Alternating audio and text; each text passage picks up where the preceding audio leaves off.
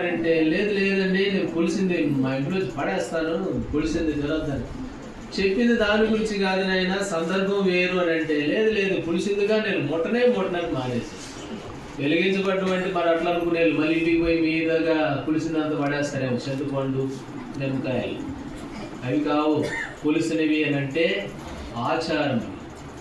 10 జనముల ఆచారములు వ్యర్థములు. మన పితరులు తెలుసో తెలియకో కొన్ని ఆచారాలు తెచ్చారు సంఘంలోనికి.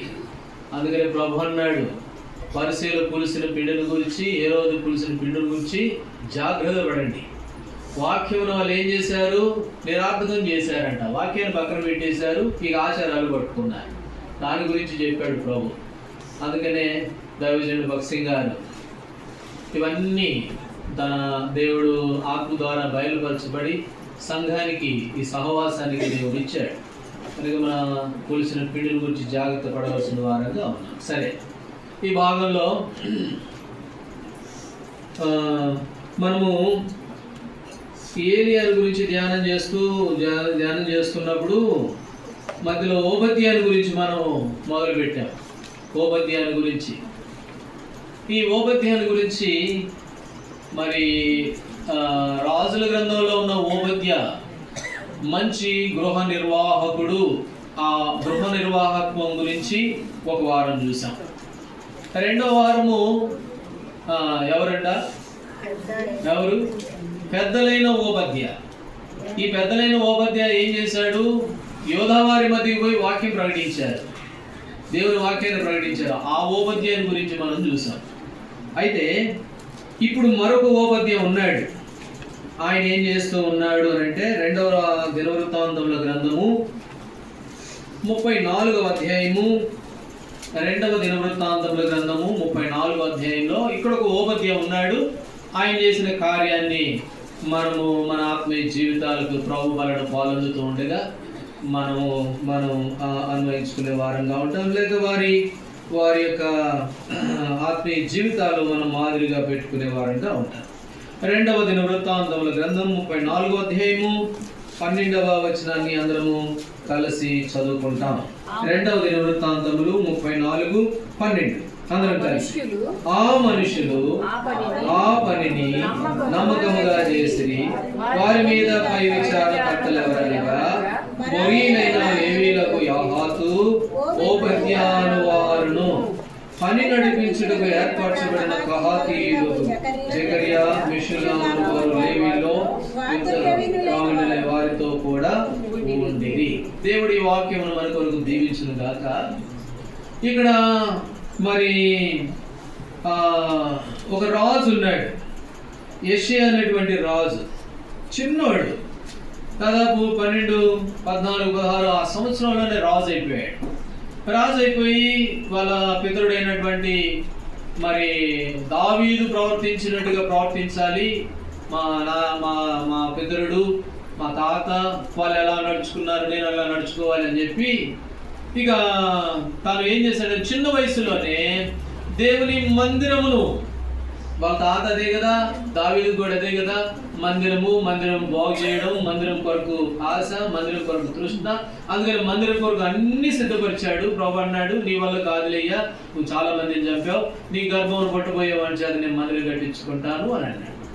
అందుకనే దావీదు దేవుని మందిరంకి ఎప్పుడు వెళ్తామా, నా జనులు నాతో అంటే నేను ఎంతో సంతోషించింది. ఎక్కడుందన్నమాట, 2 కీర్తనల గ్రంథం 122లో నాతో జనులు అన్నప్పుడు మందిరానికి వెళ్దామంటే నేను ఎంతో సంతోషించాను అని అన్నాడు. కాబట్టి అలాగూ దావీదు నడిచినట్లుగా మరి యెషయా అనేటువంటి చిన్నవాడు కూడా నడవాలని చెప్పి మందిరమును, పడిపోయినటువంటి మందిరమును బాగు చేయడానికి నిర్ణయించుకుంటూ వచ్చాడు. నిర్ణయించుకొని ఆ మందిరమును బాగు చేయడం కొరకై కొంతమందిని ఆ పనికి నియమించాడు. ఆ పని చేసిన వారిలో ఒక వ్యక్తి ఎవరు అని అంటే ఓబద్య అనేటువంటి మనుషుడు ఆ మందిరము పనిలో ఉన్నట్లుగా మనం చూస్తాం. అయితే ఇక్కడ వారి గురించి ఏమని రాయబడింది అని అంటే, ఆ మనుషులు ఆ పనిని నమ్మకముగా చేసిరి. ఆ మనుషులు అనేది మొదటి తలపుగాను, రెండోది ఆ పనిని అనేది రెండో విషయంగాను, ఆ తర్వాత చేసిరి అనేది మూడో విషయంగా అలా మనం 2-3 సంగతులుగా మనం చూస్తాం. ఇక్కడ మొట్టమొదటిగా మనం గమనిస్తే ఆ మనుషులు అనే మాటను మనం చూస్తే ఎవరు ఆ మనుషులు? రండి, నెహెమ్యా గ్రంథము 2వ అధ్యాయం. నెహెమ్యా గ్రంథము 2వ అధ్యాయము 18వ వచనం. ఇదియుగాక సహాయం చేయు దేవుని కరుణాహస్తమును గూర్చియు రాజు నాకు సెలవించిన మాటలన్నీ నేను వారితో చెప్పి తిని, అందుకు వారు మనము కట్టుటకు పూనుకొందుము రండి అని చెప్పి ఈ మంచి కార్యము చేయుటకై బలము తెచ్చుకొనిరి. ఈ మంచి కార్యము చేయడం కొరకై ఆ మనుషులు ఏం చేశారు అంటే బలం తెచ్చుకున్నవారు. కాబట్టి ఈ మనుషులు అనే మాట ఏం చూపిస్తుంది అంటే ఓ మంచి కార్యము కొరకై పురుకొలుపు కలిగి ఐక్యత కలిగి వారు బలం తెచ్చుకునేటువంటి వారుగా లేక శ్రద్ధ కలిగిన వారుగా వారు ఆ మనుషులు అనే మాట మనకు జ్ఞాపకం చేయబడుతూ ఉంది. కాబట్టి నెహెమ్యా గ్రంథంలో కూడా ఈ మంచి కార్యం చేయడం కొరకై వాళ్ళు ఏం తెచ్చుకున్నారంట? బలము తెచ్చుకొనిరి. కాబట్టి ఆ మనుషులు అనే మాట వారు ఏ మందిరములకు వారు ఏం చూపిస్తుంది అంటే వారితో సహాయకులు. వారు దేవుని మందిరానికి సహాయం చేసేవారు. అందుకని వారు ఆ కార్యము చేయడం కొరకై బలం తెచ్చుకున్నారు. దానియేలు గ్రంథం 11:32 వచనం, తమ దేవుని ఎరుగువారు బలము కలిగి గొప్ప కార్యములు చేయదురు. ఎందుకంటే సమయం చాలదని నేను గబగబా నేను చెప్పేస్తున్నా. రిఫరెన్స్ తీయగలిగితే గబగబా తీయండి. తమ దేవుని ఎరుగువారు చేసెదరు శక్తితో గొప్ప కార్యములు. కాబట్టి ఈ మంచి కార్యం చేయడం కొరకై వాళ్ళు ఏం తెచ్చుకున్నారట? బలం తెచ్చుకున్నారు. దానియేలు గ్రంథంలో మాట రాయబడింది, తమ దేవుని ఎరిగిన వారు, తమ దేవుని ఆరాధించేవారు, తమ దేవుని కలిగిన వారు, తమ దేవుణ్ణి మరి సొంత రక్షకుడిగా అంగీకరించిన వారు ఆ కార్యం చేయడం కొరకే ఏం తెచ్చుకుంటారట? బలం తెచ్చుకుంటారు, గొప్ప కార్యములు చేస్తారు. దానియేలు తన స్నేహితులు ఎంతో గొప్ప కార్యములు చేస్తూ వచ్చారు. దేవుడు అన్నాడు, నా కుమారులారా, 2వ దినవృత్తాంతముల గ్రంథం 29వ అధ్యాయము 11వ వచనం, 29:11, నా కుమారులారా తనకు పరిచారకులయ్యుండి ధూపం వేయించుటకును తన సన్నిధిని నిలుచుటకును తనకు పరిచర్య చేయుటకును యెహోవా మిమ్మల్ని ఏర్పరచుకుని కనుక మీరు నా కుమారులారా నేను మిమ్మల్ని ఏర్పాటు చేసుకున్నాను. ఎందుకు ఏర్పాటు చేసుకున్నాను? తన సన్నిధిని నిలుచుటకును తనకు పరిచర్య చేయుటకును మనల్ని దేవుడు ఏర్పాటు చేసుకున్నాడు. అందుకనే మనల్ని పితృ పారంపరమైన వ్యర్థభక్తుల నుంచి విడిపించాడు. మన కొరకే నలగొట్టబడింది అందుకే. కాబట్టి మనల్ని ఏర్పాటు చేసుకున్నాడు. కానీ మనం ఏం చేయకూడదట? అశ్రద్ధ మాత్రము చేయి. ఆ మనుషులు అనే మాట ఏం చూపిస్తుందంటే వారు ఎంతో సహకారులు. వారు ఏం చేశారు? ఆ మనుషులు 2వ దినవృత్తాంతముల గ్రంథంలో ఆ మందిరము పనిచేయడం కొరకై నియమింపబడ్డారు. మందిరం పని కొరకై ఏర్పాటు చేయబడ్డారు. వారు ఆ మంచి కార్యం చేయడానికి బలం తెచ్చుకున్నారు. కాబట్టి గొప్ప కార్యములు చేయడానికి వారు పూనుకున్నారు. నా కుమారులారా నేను మిమ్మల్ని ఏర్పాటు చేసుకున్నా తన సన్నిధిలో నిలబడుటకును తనకు పరిచర్య చేయుటకును తన సన్నిధిలో ధూపం వేయుటకును దేవుడు మిమ్మల్ని ఏర్పాటు. కాబట్టి మనం ఏం చేయకూడదట? అశ్రద్ధ మాత్రం కూడా మనము చేయకూడదు. కాబట్టి ప్రభు బిడ్డలంగా దేవుని ఆరాధించిన నువ్వు నేను, ప్రభు బలిలో పాల్గొందుతున్న నువ్వు నేను, దేవుడు మనల్ని ఏర్పాటు చేసుకున్నాడు. ఆ మనుషులం మనం. ఏ మనుషులు? వాళ్ళు సహకారం. 55వ కీర్తన రండి, 55వ కీర్తన 13. కీర్తనల గ్రంథం 55:13. ఈ పని చేసిన నీవు నా సహకారివి, నా చెలికాడవు, ఈ పని చేసిన నీవు ఎవరు? ఈ పని చేసి నువ్వు ఎవరివి? నాకు సహకారివి. కాబట్టి ఈ పని చేయడం కొరకే బలం తెచ్చుకున్నారు. ఈ పని చేయడం కొరకే వారు తీర్మానించుకున్నారు. కాబట్టి ఈ పని చేసిన నీవు ఎవరు అంటే నీవు సహకారివి. రోమీయులకు రాసిన పత్రిక 16వ అధ్యాయము 2వ వచనం పైన పౌలు అపోస్తలుడు అక్కడ ఉన్నటువంటి స్త్రీల గురించి ఒక మాట అన్నాడు. రోమా 16:2 చదవండి. ఆమె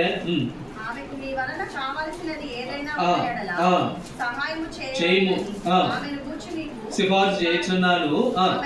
ఆమె అనేకులకును నాకును సహాయకురాలయ్యుండెను. ఆమె అనేకులకును నాకును ఏమై ఉందట? ఆమె సహాయకురాలు. ఓ ఈ పని చేసి నీవు నాకు ఏమైపోయావు? సహకారివయ్యావు. కాబట్టి దేవుడు ఏర్పాటు చేసుకున్నాడు ఈ పని కొరకై, ఈ సహాయం కొరకై. కాబట్టి మనం ఏం చేయకూడదంటే ఇంత మాత్రం కూడా శ్రద్ధ చేయాలి. ఆమె అనేకులకును నాకును ఎవరట? ఆమె పేరు ఫీబే అనేటువంటి స్త్రీ. ఆమె అనేకులకు సహకారి, నాకును సహకారి. రండి యోహానుకు రాసిన 3వ పత్రిక. యోహానుకు రాసిన 3వ పత్రిక ఒకే అధ్యాయం ఉంటుంది. 8వ వచనం చదవండి. యోహానుకు రాసిన 3వ పత్రిక 8వ వచనం. మనము సత్యమునకు సహాయకులమవునట్టు ఉపకారం చేయాలి. మనం దేనికి సహాయకులమట? సత్యమునకు. సత్యమునకు మనం ఏమేమంటే సహాయకులం. కాబట్టి సత్యమునకు సహాయకులంగా ఉండాలి. ఏంటి సత్యము? యోహాను సువార్త 17వ అధ్యాయం. నీ వాక్యమే సత్యమందు వీరిని ప్రతిష్ఠ చేయము, నీ వాక్యమే సత్యం. అయితే యెషయా గ్రంథం 59లో ఆ సత్యం గురించి ఇంకో మాట ఉంది. రండి యెషయా గ్రంథం 59వ అధ్యాయం 14వ వచనం. 59:14. ఆటంకము కలుగుతున్నది, నీతి దూరమున నిలుచుచున్నది, సంత వీధిలో పడి ఉంది. సత్యం ఎక్కడుందట? సంత వీధిలో పడి ఉంది. దాన్ని కొనివాడలేడు.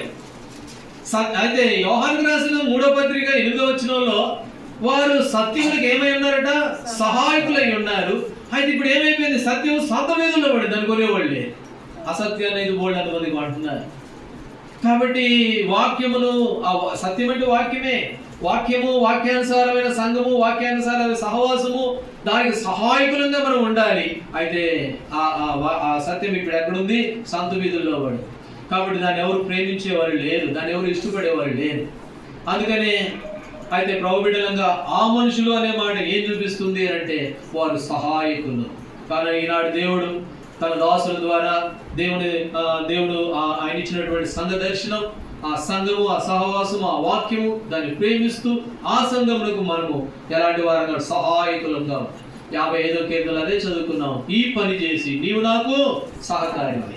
కాబట్టి మన వ్యక్తిగత ఆత్మీయ జీవితాలను ఒకసారి పరీక్ష చేసుకోవాలి. నీవు నేను ఆ సంఘమునకు లేక ఆ సత్యమునకు ఎలాంటి సహకారులుగా ఉన్నాం? ఫీబే అయినటువంటి స్త్రీ ఆమె నాకు నిజంగా సహాయకురాలు అని పౌలు అపోస్తలుడు అన్నట్లుగా నువ్వెలాంటి వ్యక్తిగా ఉన్నావు? ప్రభువును ఆరాధించే నీవు ఆ సంఘమునకు, ఆ సత్యమునకు లోబడుతూ ఆ సత్యమునకు ఎంతవరకు సహాయకులుగా ఉన్నావు? అది మనం పరీక్షించుకోవాల్సిన మరి సమయము అని. సరే, ఇప్పుడు రెండో విషయానికి వెళ్దాం. రండి 2వ దినవృత్తాంతముల గ్రంథం 34వ అధ్యాయం. 34వ అధ్యాయం 12వ వచనం. 34:10.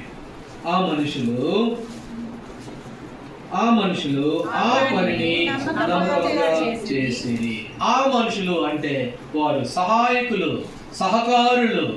నా కుమారులారా, సహకారులు ఉండడానికి దేవుడు మిమ్మల్ని ఏర్పాటు చేసుకున్నాడని. కాబట్టి ఆ మనుషులు అనేది సహకారులు. అయితే వారు ఏం చేస్తున్నారట? ఆ పనిని అనే మాట. వారు ఏం చేస్తున్నారు? ఆ పని. ఏ పని? ఆ పని నెహెమ్యా గ్రంథం 4వ అధ్యాయం. నెహెమ్యా గ్రంథం 4వ అధ్యాయము 19వ వచనం. ఆ పని అంటే ఏ పని? ఆ పని రండి 19వ వచనం. అప్పుడు నేను ప్రధానులతోనూ అధికారులతోనూ మిగిలిన వారితోనూ ఇట్లాంటిని పని మిక్కిలి గొప్పది. మనం గోడ మీద ఒకరికొకరు చాలా ఎడంగా. పని ఏంటిదట? మిక్కిలి గొప్పది. కాబట్టి ఆ పనిని వారు చేశారు. వాళ్ళు గొప్పదైన పనిని, చాలా శ్రేష్టమైన పనిని. ఎజ్రా గ్రంథంలో కూడా ఒక మాట చదవండి. 10వ అధ్యాయం. ఎజ్రా గ్రంథం 10వ అధ్యాయము 4వ వచనం. మరియు యెరూషలేములో నుండి దేవుని మందిరమును కట్టించుటకు స్వేచ్ఛార్పణను గాక ఆయా తరముల్లోని వారు తమ యొద్ద నివసించే వారికి. క్షమించండి అమ్మా. ఎజ్రా 10:4. లెమ్ము, ఈ పనిని ఆధీనంలో ఉన్నది, మేము నీతో కూడా ఉన్నాము, నీవు ధైర్యం తెచ్చుకోలేదు. లెమ్ము, ఈ పని ఎక్కడుంది? నీ ఆధీనంలో ఉంది. ఈ పని ఎట్లాంటిది? బహు మిక్కి గొప్పది. ఈ పని మిక్కిలి గొప్పది. కాబట్టి బలమైంది, చాలా గొప్పది, సామాన్యమైన పని కాదు ఈ పని. ఆ మనుషులు అనగా సహకారులు సత్యము అనగా దేవుని సంఘము, దానికి వారు సహకారులుగా ఉన్నారు. రెండోది గొప్పదైన ఆ పనిని వారు ఎట్లా చేస్తున్నారంటే నమ్మకంగా చేస్తున్నారు. అందుకని ఇక్కడ అన్నాడు ఎజ్రాలో, లెమ్ము, ఈ పని ఎవరు ఆధీనంలో ఉంది? మీ ఆధీనంలోనే ఉంది. మనం అంటాము నా ఆధీనంలో కాదండి, ఇది ఆమెదండి ఈ బాధ్యత, ఇది ఈయనదండి ఈ బాధ్యత అని మనం కాదు. లెమ్ము, ఈ పని ఎవరి ఆధీనంలో ఉంది? నీ ఆధీనంలో. కాబట్టి వారు ఆ పనిని చేశారు. వారికి అప్పగించబడిన పనిని, వారికి తీసుకున్న పనిని వారు నమ్మకంగా చేస్తూ వచ్చారు. రండి, మొదటి దినవృత్తాంతముల గ్రంథం 26వ అధ్యాయం. దినవృత్తాంతములు మొదటి గ్రంథం 26వ అధ్యాయము 8వ వచనం చదవండి. 8వ వచనం. ఓబేదెదోము కుమారులైన వీరును, వీరి కుమారుడు, వీరి సోదరుడు 22 వారు తమ పని చేయడంలో మంచి గట్టివారు. వారు పని చేయడం ఎట్లాంటి వారు? చాలా గట్టివారు. ఈ పని వారి ఆధీనంలో ఉంది. ఈ పని చేయడం కొరకు వాళ్ళు ఎట్లాంటి వారట? చాలా గట్టివారు. మనం ఎలాంటి వారు? దేవుని మందిరంలో సహకారులుగా ఉన్నామా? ఒకటి. రెండోది, ఆ పని నీకు అప్పగించిన పని విషయంలో నువ్వు ఎలాంటి వ్యక్తిగా? వాళ్ళంట చాలా గట్టివారు, ఆ పని చేయడంలో చాలా గట్టివారు. పొద్దున ఒక అన్న వచ్చి ఒక మాట అన్నాడు, ఒక సామెత అన్నాడు. ఏమన్నాడంటే, కూసేగాడితో వచ్చి మేసేగాడిని ఎడగొట్టిందంట. అట్లుంటుంది. మనం చెయ్యము, ఇంకోళ్ళు చేయనీయం. అయితే వాళ్ళు ఎలాంటి వారు అంట? వాళ్ళు ఆ పనిలో పని చేయడంలో గట్టివారు. రూతుతో నయోమి అన్నది, రూతు గ్రంథం 2వ అధ్యాయం. రండి, రూతు గ్రంథం 2వ అధ్యాయము 7వ వచనం. రూతుతో నయోమి రూతుతో మాట్లాడుతూ ఒక మాట అడిగింది కోడల్ని. ఏమని అడిగింది? రండి, 19వ వచనం. రూతు గ్రంథం 2వ అధ్యాయం 19వ వచనం. అంతటా ఆమెతో, నేడు నువ్వు ఎక్కడ ఏరుకుంటివి? ఎక్కడ పని చేసిటివి? నువ్వు ఎక్కడ పని చేసావు? నీ పని ఎక్కడ?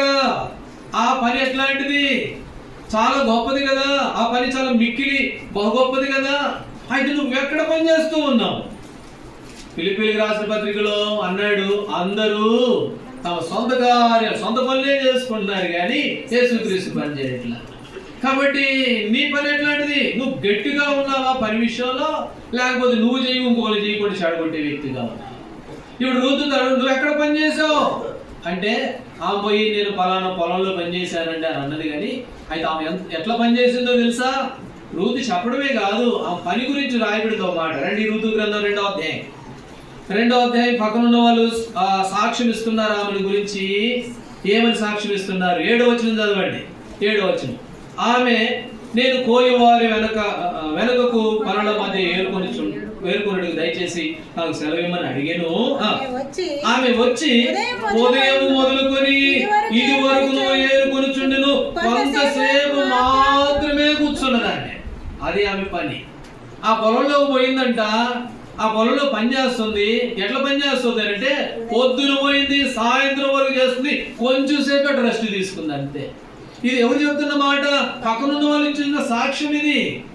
కాబట్టి ప్రభుబిడలంగా పని చేయడంలో గట్టివారు వాళ్ళు ఆ మనుషులు. అయితే వారికి అప్పగించబడిన పని ఇది నీ ఆధీనంలో ఉంది. ఈ పని విషయంలో నువ్వు నేను ఎలాంటి వ్యక్తులుగా ఉన్నావు? ఎక్కడ పని చేస్తూ ఉన్నావు? కాబట్టి ఆ పొలం విషయంలో ఎలాంటి వ్యక్తులుగా ఉన్నావు? అయితే ఒకవేళ ఆ పొలం విషయంలో ఎలాంటి వ్యక్తిగా ఉన్నావు? ఒకటి. రెండోది, నీ పని ఎలాగుంది? కాబట్టి ఆమె ఏమాత్రం శరీర సుఖాన్ని ప్రేమించింది కానీ, ఏదో కొంచెంసేపు అట్లా కూర్చుందే కానీ నడుము నొప్పి వచ్చి మిగతా అంతా కూడా ఉదయం మొదలు సాయంత్రం వరకు పని చేస్తూనే ఉంది. అలసిపోయింది కాదు. అందుకని ప్రభు అన్నాడు, లెమ్ము, ఈ పని నీ ఆధీనంలో ఉంది. కాబట్టి మన పని ఎలా ఉంది? దేవుని బిడ్డలంగా దేవుని మందిరంలో ఆయన పని చేశాడు. ప్రభు అన్నాడు, తండ్రి నీవు నాకు అప్పగించిన పనిని నేను సంపూర్ణంగా నెరవేర్చాను. భూమి మీద నీవు నాకు అప్పగించావు కదా. యేసు ప్రభు అన్నాడు ఆ మాట తండ్రితో, నీవు నాకు పని అప్పగించావు కదా, నన్ను బొమ్మన్నావు, వాళ్ళ కొరకు అంత నలగొట్టుకోమన్నావు, నలగొట్టుకుంటా మౌనంగా ఉంటాను. కాబట్టి నేను కనుక ఇప్పుడు వేడుకున్నానంటే నా తండ్రి కొన్ని వేల మంది సైనికులు పంపించగలడు పేతురు. అట్లాంటిది నేను అంత శక్తి కలిగిన వాడిని నేను, అయినా కూడా మౌనంగా ఉంటా. ఎందుకంటే నాకు ఇచ్చిన పని అది నేను సంపూర్ణంగా నెరవేరుస్తాను. అయితే ఇవాళ ప్రభుబిడలో మనకిచ్చిన పని విషయంలో మనం ఎలాంటి వారు? కాబట్టి ఆ మనుషులు అనేది సహకారం చూపిస్తూ ఉంటే దేవుడు మనల్ని సహకారులుగా ఎంచుకున్నాడు. లోకంలో తనకు పరిచయం చేయడానికి దేవుడు ఏర్పాటు చేసుకున్నాడు. తన సన్నిధిలో నిలబెట్టడానికి ఏర్పాటు చేసుకున్నాడు. అంతేకాక మనకు పని అప్పగించాడు. మన పని విషయంలో మన ఎలాంటి వారు కాదు. ఆ మనుషులు ఆ పనిని నమ్మకంగా, అందులో ఓబద్య అనే మనుషుడు ఉన్నాడు. ఆ ఓబద్య చేశాడు ఈ పనులు. ఓబద్య ఒక్కడే కాదు, ఇంకా మిగిలిన వాళ్ళు ఉన్నారు. వాళ్ళ గురించి మనం ధ్యానం చేయట్లేదు కదా. అయితే నమ్మకమైన పని విషయంలో ఈ ఓబద్య గట్టివాడుగా కనబడుతూ ఉన్నాడు. దశలోనికి రాసిన 2వ పత్రిక 3వ దశలోనికి రాసిన 2వ పత్రిక 3వ అధ్యాయము 11వ వచనం. 3:11 చదవండి. మీలో కొందరు ఏ పనియు చేయక పరుల జోలికి పోవచ్చు, అక్రమంగా నడుచుకుంటున్నారని. మీలో కొందరు, అందరూ కాదు, మీలో కొందరు ఏ పని చేయరు. అయితే ఏం చేస్తారు? పరుల జోలికి పోతాం. మన మందిరంలో కాదు, ఆ అపోస్తుల కాలంలో అప్పుడు అపోస్తులు అన్నాడు, పౌలు అన్నాడు, మీలో కొందరు అట్లాంటి వారుగా ఉన్నారు. కాబట్టి మీరు ఏ పని చేయరు. ఏం చేస్తారు? పరుల జోలికి పోతారు. కాబట్టి మన వ్యక్తిగత జీవితంలో మనం ఎలాంటి వ్యక్తులుగా ఉన్నాం? దేవుని మందిరం విషయంలో, దేవుని పని విషయంలో ఎలాంటి శ్రద్ధ కలిగిన వారంగా ఉన్నాం? మొదటి దినవృత్తాంతములు 29వ అధ్యాయం మొదటి వచనం. రండి, దినవృత్తాంతాలు 29 మొదటి వచనం. తరువాత రాజైన దావీదు సర్వ సమాజముతో ఇలాగు సెలవిచ్చెను, దేవుడు కోరుకొనిన నా కుమారుడైన సొలొమోను చివరి మాట, కట్టబోవు ఆలయము మనుషునికి కాదు, దేవుడైన యెహోవాకే గనుక ఈ పని బహు గొప్పది. ఈ పని అంటాంటిది బహు గొప్పది. ఎవరికి? ఇది మనుషులకి కాదు. కట్టబోవు ఈ ఆలయము, కట్టబోయే ఈ పని, జరిగేటువంటి పరిచర్య, ఈ పని ఎవరికి? ఇది మనుషులకి కాదు, దేవునికే కనుక ఈ పని ఎట్లాంటిదట? బహు గొప్పది. అందుకనే ఉదయం మొదలుకొని సాయంత్రం వరకు రూతు ఆ పొలంలో పనిచేస్తూ వచ్చింది. సత్యములకు వారు సహకారులయ్యారు. కారణం ఏంటి అంటే ఈ పని మిక్కిలి గొప్పది. అందుకని కొలసీలకు రాసిన పత్రికలో మాట అంటాడు. 2వ మాట చదువుతాం. కొలసీలకు రాసిన పత్రిక 3వ అధ్యాయము 24వ వచనం. మనం త్వరగా వెళ్ళిపోవాలి, ఎందుకంటే ఇంకా మన తలంపులు ఇంకా విషయాలు చూడాలి కనుక త్వరగా వెళ్తాం. 3వ అధ్యాయం 24వ వచనం. ప్రభు వలన స్వాస్థ్యము ఫలము పొందుతున్నది ఎరుగుతారు కనుక మీరు ఏమి చేసినా అది మనుషుల నిమిత్తం గాక ప్రభుకేనని చెప్పి మనస్ఫూర్తిగా చెయ్యి. నువ్వేం చేసినా, నువ్వే పని చేసినా అది ఎవరికోట? మనుషుల నిమిత్తం అనుకోక. కొన్నిసార్లు మనం ఏమనుకుంటాం, నేను ఇది చేయను. ఎందుకు? ఇది చేస్తే వాళ్ళకి చేసిన వాళ్ళం కాదు. కట్టబో ఆలయము మనుషునికి కాదు, ఇది ఎవరికి? అది దేవునికి. ఈ పని ఏంటంటే మిక్కిలి గొప్పది. కాబట్టి నువ్వు ఏం చేసినా సరే, నువ్వు ఏ పని చేసినా సరే, నువ్వు కూర్చున్నా, లేచినా, లేకపోతే దేవుని మందిరంలో పుల్ల తీసి అటేసినా, ఇటేసినా, నువ్వు ఏ నీ సమయ తలాంతులని నీ సామర్థ్యం ఉపయోగించినా ఇది మనుషులకు కాదు అని చెప్పి, ఎవరికని? దేవునికి అని చెప్పి మనం స్ఫూర్తిగా చేయాలి. గురువదైన భార్యని గురించి ఒక మాట ఉంది కదా, చివరి అధ్యాయం చివరి వచనం ఏమనుంది? అట్టి చేసిన పనిని బట్టి అట్టి దానికి ప్రతిఫలం ఇయ్యదగును. ఎవరు ఆమె? గుణవతి అయిన భార్య. ఏ అధ్యాయము, ఏ వచనం చెప్పండి? నేను చెప్పాను, అది కూడా చెప్పేశాను. చివరి వచనం, చివరి అధ్యాయం అని 31 చేసిన పనిని బట్టి అటు దానికి ఏమొస్తుంది? నీకు ప్రతిఫలం కావాలని ఆశ పెడితే రూతు ఉదయం మొదలుకొని సాయంత్రం వరకు చేసింది.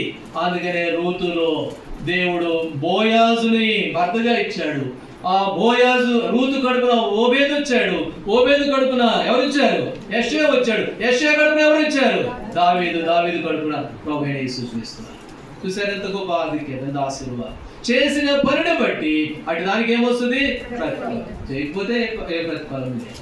కాబట్టి ఆ పనిని ఆ మనుషులు, సహకారుడైన ఆ మనుషులు, ఆ మందిరము కట్టబోయే మందిరము దేవునిదేనని చెప్పి, మనుషులు కాదని చెప్పి ఆ పనిని ఎంతో నమ్మకంగా చేసిరి. కాబట్టి చేసిన పనిని బట్టి అటు దానికి ఏమొస్తుందట? ప్రతిఫలము. సరే, ఇప్పుడు 3వ విషయానికి వెళ్దాం రండి. మొదటి 2వ దినవృత్తాంతంలో 34:12. ఆ మనుషులు ఆ పనిని నమ్మకముగా చేసిరి. ఇక్కడ 3వ మాట. ఈ ఓబద్య ఈ ఈ ఈ 3 అనుభవాలు కలిగి ఉన్నాడు. ఒకటి, సహాయకుడిగా ఉన్నాడు. రెండవది, ఆ పనిని జాగ్రత్తగా, ఇది మనుషునికి కాదు ఇది దేవునికేనని చెప్పి జాగ్రత్తగా చేశాడు. మూడవదిగా ఎలాంటి వ్యక్తిగా ఉన్నాడు అని అంటే నమ్మకమైన వ్యక్తిగా ఉన్నాడు, నమ్మకంగా చేస్తూ ఉన్నాడు. మరలా రండి నెహెమ్యా గ్రంథం 7వ అధ్యాయం. నెహెమ్యా గ్రంథం 7వ అధ్యాయంలో మరొక మాట చదువుతాం. రండి 7వ అధ్యాయము 2వ వచనం. నా సహోదరుడైన అనానికిని కోటకధిపతి అయిన హనన్యాకు యెరూషలేముపై అధికారం ఇచ్చితిని. హనన్య నమ్మకమైన మనుషుడు, అందరికంటే ఎక్కువగా దేవుని ఎదుట భయభక్తులుగా. నేను ఒక మనిషి హనన్యాకు అధికారం ఇచ్చాను. నేను ఈ అధికారం ఆ హనన్యాన్ని నమ్మిచ్చాను నేను. కాబట్టి దాని మీద ఒక ఆధిక్యత ఇచ్చాను, ఒక అధికారం ఇచ్చాను, నమ్మకం ఇచ్చాను. అయితే ఈ హనన్య ఎట్లాంటి వాడట? నమ్మకమైన మనుషుడు, అందరికంటే దేవుని యందు ఎలాంటి వాడట? భయభక్తులు. ఆ మనుషులు ఆ పనిని ఎట్లా చేశారు? నమ్మకంగా చేశారు. కాబట్టి నాటి ప్రభుబిడ్డలంగా మన జీవితాల్లో నమ్మకత్వానికి వచ్చేసరికి మనం ఎలా కనబడుతూ ఉన్నాం. కాబట్టి ఒక మనుషుడు, అనన్య అనేటువంటి మనుషుడికి ఒక అధికారం ఇచ్చారంట. అది అతను చాలా నమ్మకస్తుడు. 2వ రాజుల గ్రంథం 12వ అధ్యాయము 15వ వచనం. 2వ రాజుల గ్రంథం 15వ అధ్యాయము 12వ అధ్యాయము 15వ వచనం. 12-15. మరియు పనివారికిచ్చుటకై ఆ ద్రవ్యము అప్పగింత పెట్టుకొనిన వారు నమ్మకస్తులని వారి చేత లెక్క అడగలేదు. హనన్యాకు అధికారం ఇచ్చాను. హనన్య నమ్మకమైన మనుషుడు. ఇక్కడ కూడా కొంతమంది ఉన్నారంట, వాళ్ళకి ద్రవ్యం ఇచ్చారంట. వాళ్ళు నమ్మకమైన వారని చెప్పి వారిని నమ్మి వాళ్ళకి అప్పగిస్తే వారిని ఏం చేశారంటే వారిని లెక్క అడగలేదు. ఎందుకు అడగలేదు? లెక్క ఎందుకు అడగలేదు? వారు నమ్మకమైన మనుషులు. కాబట్టి ఓబద్య 3వదిగా నమ్మకత్వం కలిగి ఉన్నాడు. ఈనాడు దేవుని బిడ్డలంగా మన జీవితాల్లో ప్రభువును ఆరాధించేటువంటి నువ్వు, ప్రభువును సేవించేటువంటి నీవు, లేక నేను, మన జీవితంలో నమ్మకత్వంలో ఎక్కడ ఉన్నాం మనం? వాళ్ళని లెక్క అడగలేదు. వాళ్ళని ఎందుకంటే వాళ్ళని అడగాల్సిన అవసరం లేదండి. వాళ్ళు అడగని అవసరం లేదు లెక్క. డబ్బులండి, అవి డబ్బులు కదా, దేవుని సొమ్ము కదా అంటే అవసరం లేదండి వాళ్ళని. ఎందుకు? వారు నమ్మకస్తులు. అందుకని వారిని ఏం చేయలేదంట? లెక్క ఎంత మాత్రం కూడా అడగలేదు. ఒక ఆయన ఉన్నాడు, యెహోషువ గ్రంథం రండి, ద్వితీయోపదేశకాండం 15వ అధ్యాయం. ద్వితీయోపదేశకాండము లేదు, యెహోషువ గ్రంథం. సమయం సరిపోదు, ముందుకు వెళ్ళాలి. రండి యెహోషువ గ్రంథము 7వ అధ్యాయం 11వ వచనం చదవండి. 7:11. ఇశ్రాయేలు పాపం చేసి ఉన్నారు, నేను వారితో చేసిన నిబంధనను వారు మీరి ఉన్నారు.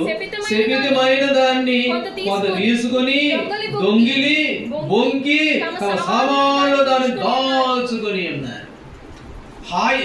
యెహోషువ వెళ్ళిపోయాడు. మోషే కంటే గొప్ప కార్యాలు చేశాడు యెహోషువ. మోషే అన్న పెద్ద యెహోషువ మోషే కంటే చాలా గొప్ప యుద్ధాలు చేశాడు.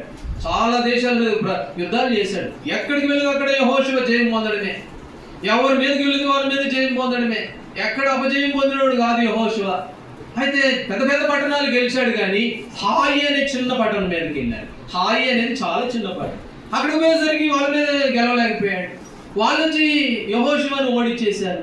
ఏడుపు వచ్చేసింది యెహోషువకి. ఏం ప్రభు ఇది? అని ఎన్ని యుద్ధాలు చేశాను, ఎంత గొప్ప కార్యాలు చేశాను, ఒక చిన్న పట్టణాన్ని గెలవలేకపోయానే. నా జీవితంలో ఎందుకు ఈ ఓటమి ఏంటి, ఈ బలహీనత ఏంటి? ఏడుస్తా ఉంటే అప్పుడు ప్రభు అన్నాడు, ఏమన్నాడు చదవండి. యెహోషువ గ్రంథం 1:17 చదువుకున్నాం కదా. వాళ్ళు ఏం చేశారంట? మీరు పాపం చేశారు, అదే కదా. 7వ అధ్యాయం 11వ వచనం. ఇశ్రాయేలీయులు పాపం చేసి ఉన్నారు, వారు నా నిబంధన మీరారు, శపితమైన దాన్ని కొంత తీసుకొని దాచిపెట్టి దొంగిలించి బోక్యారు. అది అందుకని మీ జీవితంలో ఆ ఓటమి వచ్చింది. వాటి ఎందుకు వచ్చింది? ఎందుకు నష్టం జరిగింది అంటే మీరు కొంత తీసుకున్నారు, కొంత దాచిపెట్టుకున్నారు, దొంగిలించారు. నమ్మకస్తులు కాదు మీరు. హనన్య ఎలాంటి వాడు అని అంటే నమ్మకస్తుడు. ఓ ఈ సొమ్ము విషయంలో నమ్మకస్తుడు, లెక్క అడుగుదామంటే వద్దు లెక్క అవసరం లేదు, అతను నమ్మకస్తుడు, లెక్కలు అడగాల్సిన అవసరం లేదు. అయితే యెహోషువ కాలంలో ఆకాను వీళ్ళు ఏం చేశారంటే వాటమి గల కారణం ఏమిటంటే వాళ్ళు కొంత తీసుకొని దాచుకొని దొంగిలించి బొంకి దాన్ని తీసుకెళ్ళి సామాన్లు దాచిపెట్టి. ఎక్కడుంది నమ్మకత్వం? అందుకని వారి జీవితంలో హాయి మీదకి పోతే గెలవలేకపోయారు, ఓడిపోయారు. ఏ కారణం? వాటమి కారణం ఏంటంటే వారు కొంత దొంగిలించిన వ్యక్తులు. కాబట్టి ప్రభు ఎదుట మనం ఎలాంటి వారంగా ఉన్నాం? హనన్య గురించి ఆ మాట చదువుకున్నాం కదా. హనన్య నమ్మకమైన మనుషుడు, అయితే మనుషులు ఎదుట భయపడేవాడుగా ఉన్నాడని రాయబడింది అక్కడ లేదు. దేవుని ఎదుట భయభక్తులు కలిగిన వాడు. కాబట్టి మనుషులు మెప్పించేవాడు కాదు. కాబట్టి ఏ పొరపాటు జరిగినా అమ్మో నా ప్రభు చూస్తున్నాడు, నా దేవుని ఎదుట నేనున్నాను అని చెప్పి ఎంతో నమ్మకంగా దేవుని ఎందుకు భయభక్తులు కలిగి ఉన్నాడు. అందుకని హనన్య ఎవరు అంటే నమ్మకమైన మనిషి. ఓబద్య మూడవదిగా తన జీవితంలో ఎంతో నమ్మకమైన మనుష్యుడు. ఈనాడు మన ఆత్మీయులంగా ప్రౌఢిలంగా మనం ఎలాంటి వారంగా ఉన్నాం? మన నమ్మకత్వం విషయంలో ఎలా ఉంది? ప్రభుకి ఇచ్చే విషయంలో ఎలాంటి వారంగా ఉన్నాం? ద్వితీయోపదేశకాండం 15వ అధ్యాయంలో ఒక మాట చదవండి. అన్నమాట ద్వితీయోపదేశకాండము 15వ అధ్యాయం 14 వచనం. 15:14 15వ అధ్యాయము 14 చదవండి. నీవు ఐగుప్తు దేశంలో దాసుడవై ఉన్నప్పుడు యెహోవా నిన్ను విమోచించునని జ్ఞాపకం చేసుకుని నీ మందులోను నీ కళ్ళంలోను నీ ద్రాక్ష దారులో కొంత అవశ్యముగా వారికి ఇయ్యవలెను. వారికి కొంత ఇవ్వాల్సిందే నువ్వు. అయితే దావీదు ఒక మాట అన్నాడు 1 వృత్తాంతాలు 29లో, అయ్యా నీ స్వసాంపాద్యంలోనే నీకు ఇచ్చాము. మాట కూడా చదవండి. 1 వృత్తాంతములు 29:14 ఈ ప్రకారము మనపూర్వకంగా ఇచ్చుట ఎంత మాత్రపు వాడును ఎంత మాత్రపు వారు నీ వల్లే కలిగిన కదా. నీ స్వసాంపత్తిలో కొంత నీకు ఇచ్చాము, అంత ఇవ్వాల. ఎంత ఇచ్చాము? కొంత నీకు ఇచ్చాము. కాబట్టి ఈ ద్వితీయోపదేశకాండంలో నీవు అవశ్యముగా కొంతవరకు ఇవ్వాలి, దేవునికి కొంత ఇవ్వాల్సిందే. అయితే దావీదు అన్నాడు చాలా ఇచ్చారు కదంటే లేదు ప్రభా చాలా ఇవ్వలా, కొంత నీకు ఇచ్చాం. అయితే యెహోషువ గ్రంథంలో ఆ కొంత ఏం చేశారు? దాచిపెట్టుకున్నారు. ఆ కొంత ఇవ్వాల్సిన కొంతను దొంగతనం చేశారు. ఆ కొంత సామాన్లు దాచిపెట్టుకుని నమ్మకత్వ విషయంలో వాళ్ళు నిష్ప్రయోజనం అయిపోయారు. అందుకని వారి జీవితంలో ఓటమి, వారి కుటుంబంలో ఆ ఓటమి అనేది మనం చూస్తాం. నాడు దేవుని బిడ్డలంగా మన నమ్మకత్వ విషయంలో మనం ఎలాంటి వ్యక్తులుగా ఉన్నాం? ఓ ప్రభుకి ఇచ్చే విషయంలో ప్రభు దగ్గర మనం దొంగలంగాను బొంకే విధంగాను లేక దేవుని ఎదుట ప్రభాని వాళ్ళని అడిగిన అవసరం లేదు. వాళ్ళు ఎలాంటి వారు? వాళ్ళు లెక్క వాళ్ళని అడగాల్సిన వాళ్ళు నమ్మకస్తులు. కాబట్టి ప్రభు విడలంగా ఈ ఓబద్య మూడవదిగా ఎంతో నమ్మకమైన మనుషుడు. ప్రభు అన్నాడు మత్తయి సువార్తలో, ఈ కొంచెములో నువ్వు ఎలా ఉన్నావు? నమ్మకంగా ఉన్నావు. ఏమన్నాడు? ఈ కొంచెంలో నేను నమ్మకంగా ఉన్నా. కొంచెంలో అన్యాయంగా ఉన్నవాడు ఎక్కువలోనూ కూడా అన్యాయంగా. ఈ కొంచెంలోనే నమ్మకత్వాన్ని కోల్పోతుంది. ఓ చిన్న దానికైనా నమ్మకత్వం అనుకోండి, ఇంక అనేకమైన వాటిలో ఇంకేం నమ్మకత్వం ఉంటాం? ఈ ఒక మాట చదవండి. మత్తయి సువార్త 25వ అధ్యాయం. మత్తయి సువార్త 25వ అధ్యాయం 23వ వచనం. 25:23 అతని యజమానుడు 25:23 చదవండి. అతని యజమానుడు బలానమ్మకమైన మంచి దాసుడా, నీవు కొంచెంలో నమ్మకంగా ఉంటివి కనుక నేను అనేకమైన వాటి మీద నియమించెదను. నీ యజమాని సంతోషములో పాలు పొందుము. ఎందుకు? యజమానుడి దగ్గర సంతోషం ఉంది. నీ యజమాని దగ్గర సంతోషం ఉంది. కీర్తన గ్రంథం 16వ అధ్యాయంలో నీ సన్నిధిని నిత్య సుఖములు కలవు. నీ యజమాని దగ్గర ఏముంది? నెమ్మది ఉంది, సమాధానం ఉంది, సంతోషం ఉంది. అయితే నీ కొంచెంలో నమ్మకం ఉన్నావు కనుక నీ యజమాని సంతోషం నువ్వు కూడా పాలు. ఇది నాడు కుటుంబంలో నెమ్మది లేదే, దేవుడి దగ్గర సంతోషం ఉంది కదా, సమాధానం. మన యజమాని దగ్గర నిత్య సుఖములు కలవు కదా, మన యజమాని దగ్గర సమాధానం సంతోషం ఉంది కదా. అయితే ఈనాడు ఆ సంతోషం అవన్నీ మనం అనుభవించట్లేదు. ఏ కారణం అంటే మనం కొంచెంలో కూడా నమ్మకం లేదు. అందుకనే మన వ్యక్తిగత జీవితాల్లో ఈ ఆశీర్వాదాన్ని మనం కోల్పోయిన వ్యక్తులు. ఇక్కడ హనన్య అనే మనుషుడు లేక ఓబద్య ఎలాంటి వ్యక్తిగా కనబడుతున్నాడు అని అంటే ఎంతో నమ్మకమైన మనుషుడు. సరే, ఇంకొక మాట చెప్పి నేను ముగిస్తాను. రండి 2వ దినవృత్తాంతం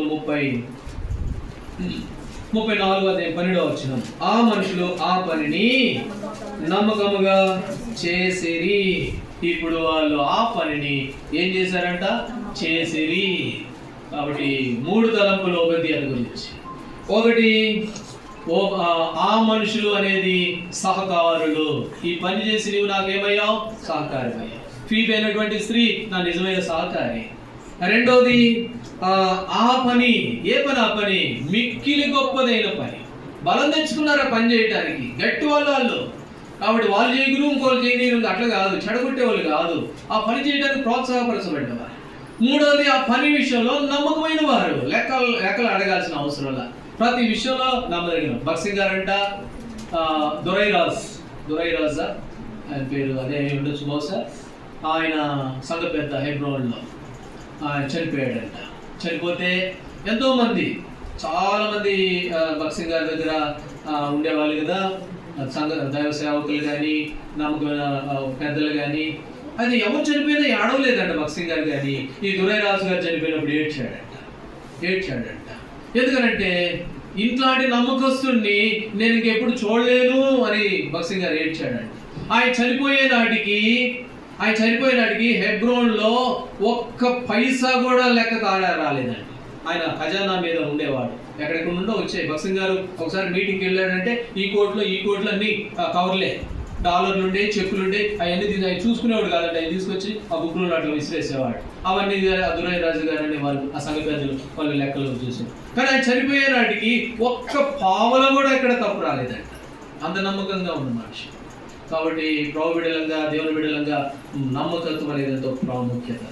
అందుకని యజమానుడి సంతోషంలో పాల్గొనలేకపోతున్నాం. ప్రతి చిన్న దాంట్లో ఈ కొంచెంలోనే నమ్మకంగా లేకపోతే అన్నింటిలో ఎలా పొందగలరు? యజమానుడి సంతోషం పొందలేకపోవడం కారణం ఏంటంటే మన నమ్మకం. సరే, మూడోది. ఇప్పుడు 4వ విషయానికి వచ్చేసరికి ఓబద్య ఏం చేశాడు? ఆ పనిని నమ్మకంగా వాళ్ళు ఏం చేశారు? చేసిరి అనే మాట మనం చూస్తాం. నిర్గమాకాండం 7వ అధ్యాయం. నిర్గమాకాండం 7వ అధ్యాయము 6వ వచనం. 7:6. మోషే అహరోనులు ఆజ్ఞాపించినట్లు చేసిరి, అలాగునే చేసిరి. మోషే అహరోనులు దేవుడు చెప్పినట్లుగా చేశారంట. ఎట్లా చేశారు? అలాగునే చేశారు. యేసుప్రభువు వారి తల్లి పరిచారకులు చూసి ఏమన్నది? ఎన్నో అధ్యాయం ఎన్నో వచనం చెప్పండి. ఇది కూడా మనకు బాగా తెలిసినగా. పరిచారకులు పిలిచి ఒక మాట అన్నది. ఏ అధ్యాయం? యోహాను సువార్త 2వ అధ్యాయం 5వ వచనం. ఏమన్నది? ఆయన మీతో చెప్పునది ఆయన ఏం చెప్తే చేసేయండి మీరు, అంతే. వాళ్ళు చేశారు. వాళ్ళు చేసిన తర్వాత ఏమైపోయింది? అద్భుతం జరిగింది. నీళ్లు ద్రాక్షరసం అయిపోయాయి, విలువైనగా మార్చబడ్డాయి. లీటర్ ఎంత అండి మంచినీళ్ళు? లీటర్ ఎంత? 10 రూపాయలు పెడితే 20 లీటర్లు వస్తాయి కదా మంచినీళ్ళు. ఒక టిన్ వస్తుంది 10 రూపాయలు పెడితే. అదే 20 లీటర్లు ద్రాక్షరసం ఎంత ఖరీదు ఉంటుంది? ఎంతో కాస్ట్ ఉంటుంది. 1000 రూపాయల పైనే. ఆ నీటిని దేవుడు వాళ్ళు చెప్పినట్టు చేశారు, అంతే. తీసుకెళ్ళండి, అంచులు పట్టుకుపోయినట్టే ఇంకేం మాట్లాడాలి, పోయి చేశారు. యేసుప్రభువు వారు వలలు బాగు చేసుకుంటూ ఉంటే పేతురు దుఃఖంలో ఉన్నాడు, ఏడుస్తూ ఉన్నాడు. లోకసువార్త 5వ అధ్యాయంలో రాత్రంతా ప్రయాసపడ్డాడు ఒక చేప వల్ల. అప్పుడు ప్రభు అన్నాడు, నీ కుడి పక్కన వలి అని అనగానే, వద్దులే ప్రభా, మీకు తెలియదు, మీకేమైనా చేపలు పెట్టేవాళ్ళ, మీరేమన్నా మీకు ఏం తెలుసు? నేనంటే పట్టపోండి కాబట్టి పట్టణంలో నాకు తెలుసు, నేను వలలో నేను చేసేవాడిని. ఏ సమయంలో చేపలు ఉంటే నాకు తెలుసు, ఇవన్నీ నాకు తెలుసు, మీకు వద్దు, మీకు తెలియదు, మీకు తెలియని పని ఇది అని అల్లా అక్కడ ఒక మాట అన్నాడు. ఏమన్నాడు? రాత్రంతా ప్రయాసపడ్డాం కానీ దొరకలేదు, నీ మాట చొప్పున చేస్తాను నేను, అంతే. నువ్వు చెప్పావు కదా, నువ్వు చెప్పావు కాబట్టి నేను చేస్తాను. అది పడిని పడకపోని ఏమన్నా కానీ నువ్వు చెప్పావు, నీవు దేవుడవు, నువ్వు దేవుని కుమారుడవు, నువ్వు చెప్పావు కాబట్టి నేను చేస్తాను. అది కష్టమా నష్టమా అది నాకు అనవసరం, నువ్వు చెప్పావు కాబట్టి నేను చేస్తాను. పట్టుకొని లాగడానికి వల్ల కాదు చేపలు. పక్కన వాళ్ళు పిలుచుకున్నారు సాయానికి. అక్కడ అంటాడు, ఆ మోషే అహరోనులు యెహోవా దేవుడు వారితో చెప్పినట్టు చేశారంట, అలాగనే చేశారండి, అంతే. అందులో ఇంకేం కలపలా. రండి ఇంకో మాట చదువుతాం. ద్వితీయోపదేశకాండం 12వ అధ్యాయం. ద్వితీయోపదేశకాండం 12వ అధ్యాయం 22వ వచనం. 12:22 చదవండి. 12వ అధ్యాయం 22వ వచనం. ద్వితీయోపదేశకాండము క్షమించండి 32 నేను మీకు ఆజ్ఞాపించుచున్న ప్రతి మాటను అనుసరించి చేయవలెను, దానిలో నువ్వు ఏమీ కలపకూడదు, దానిలో ఏమి నేను నీకు ఏం చెప్పానో అది నువ్వు చేయాల్సిందే. అందులో మరి నువ్వేది కలపద్దు, మరి నువ్వు అది తీసేయద్దు. కొన్నిసార్లు ఎలా ఉంటామంటే మనకు నచ్చినట్టు కలుపుతూ ఉంటాం, మన నచ్చినట్టు తీసేస్తూ ఉంటాం. కాబట్టి ఆయన చెప్పినట్లుగానే చేయాలి. ఆయన చెప్పినట్లుగానే చేసినప్పుడు ఎంతో గొప్ప దీవెన మనం పొందుతాం. కాబట్టి దానికి ఇంకేం కలపొద్దు, దానికి ఇంకేం చేయొద్దు. వారు మోషే అహరోనులు అలాగనే చేశారు. కాబట్టి ఓబద్యా అనేటువంటి మనుషుడు ఆ పనిని ఆ మనుషుడు నమ్మకంగా అలాగనే చేసినటువంటి మనిషి. ఈనాడు దేవుని బిడ్డలంగా చేసే విషయంలో మనం అలాంటి వారంగా దేవుని మందిరంలో, దేవుని పనిలో, దేవుని పరిచర్యలో, లేక వాక్యములో, వాక్యానుసారమైన జీవితంలో మనం ఎలాంటి నమ్మకత్వాన్ని కలిగి ఆ పని విషయంలో ఎలాంటి వ్యక్తులుగా ఉన్నాం? చెప్పినట్టుగానే చేస్తున్నావా, లేకపోతే ఇంకేమైనా కలుపుతున్నావా? ఇంకేమైనా కలుపుకొని మన సొంత అనుసారంగా ఒకవేళ నడుస్తున్నా? రండి ఆ మాట చదువుతాం. యోహానుకు రాసిన మొదటి పత్రిక 5వ అధ్యాయము 3వ వచనం. యోహానుకు రాసిన మొదటి పత్రిక 5వ అధ్యాయం 3వ వచనం. మేలైనది అంతేనా? సరే, అక్కడ ఈ మాట మనం ఆయన ఆజ్ఞలు గైకొనటియే దేవుని ప్రేమించుట. ఆయన ఆజ్ఞలు దేవుని ప్రేమించడం అంటే ఏమిటంటే ఆయన ఆజ్ఞలను గైకొనడమే. కాబట్టి దేవుని ప్రేమిస్తున్నానండి, దేవుని ప్రేమిస్తున్నానంటే కాదు. దేవుని ప్రేమిస్తున్నాము అని అంటే ఆయన ఆజ్ఞలను ఏం చేయాలట? గైకొనాలి. ప్రభు అన్నాడు ఒక మాట, యోహాను సువార్త 15:14 వచనం, నేను మీకు ఆజ్ఞాపించిన మాటలు మీరు గైకొనుడి ఎడల ఏమవుతారు? మీరు నాకు స్నేహితులయ్యుందురు. నేను చెప్పినవి ఎప్పుడైతే మీరు గైకొంటారో మీరేమై ఉంటారు? నాకు స్నేహితులై ఉంటారు. ఇప్పుడు చివరి మాటకి మాట చదివి ప్రార్థన చేస్తాం. రండి, నిర్గమాకాండం 39వ అధ్యాయం. నిర్గమాకాండం 39వ అధ్యాయము ఆ చివరి వచనం చదవండి. నిర్గమాకాండం 39:43వ వచనం. మోషే ఆ పని అంతయు చూసినప్పుడు యెహోవా ఆజ్ఞాపించినట్లు వారు దాన్ని చేసి ఉండిరి, అలాగనే చేసి ఉండేది కనుక వారిని దీవించారు. ఎప్పుడు వచ్చింది వాళ్ళకి దీవెన? ఎందుకు వాళ్ళు దీవించాడంటే వారు అలాగనే చేశారు, అంతే. దేవుడు చెప్పిన దానికి లోబడ్డారు, దేవుడు చెప్పినట్లుగానే చేశారు, అలాగనే చేశారు. ఇంకేం కలపలేదు, ఇంకేం చేయలేదు. ఆయన ప్రేమించడం అంటే ఆయన ఆజ్ఞలు గైకొనడము.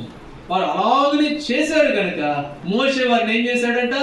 దీవించినట్లుగా చూశారు. ఈనాడు ప్రోబిడలంగా మనం చేసే విషయంలో, నమ్మకత్వం విషయంలో, ఆ పని విషయంలో, లేక సహకారంగా ఉండే ఈ విషయంలో మనం ఎలాంటి వ్యక్తులు, 4 అనుభవాలు, ఎలాంటి వ్యక్తులుగా కనబడుతున్నాం అది మనల్ని మనకి పరీక్ష చేసుకోవాలి. ప్రభు బిడ్డలము, దేవుని బిడ్డలంగా దేవుని ఎదుట యేసు ప్రభు వారు నీ కొరకు నా కొరకు రక్తం గార్చి మనల్ని కొన్న ఆ దేవుని ఎదుట మనం ఎలాంటి పరివారంగా, బలా నమ్మకమైన మంచి దాసు.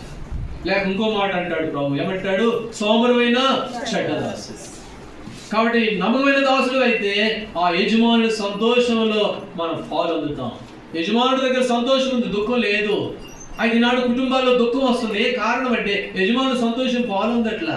ఎందుకంటే ఆ కొంచెమే మనం ఏం చేసాం? దాన్ని తీసి దొంగిలించి బొంకుతాం, మళ్ళీ బొంకుతాం.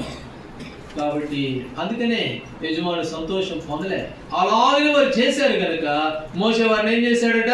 దీవించి. కాబట్టి ప్రభు బిడ్డలంగా మన జీవితాలు ఎలాగో ఉన్నాయి పరీక్ష చేసుకుందాం. ఓబద్యా ఈ 4 అనుభవాల్లో నమ్మకమైన వాడు, గట్టివాడు పని చేయడంలో.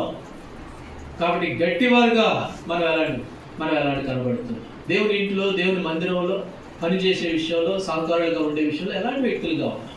కాబట్టి మేమైతే గట్టివారు నేను చెప్తాను. మేము ఎంత గట్టివారం అంటే అంత గట్టివారు.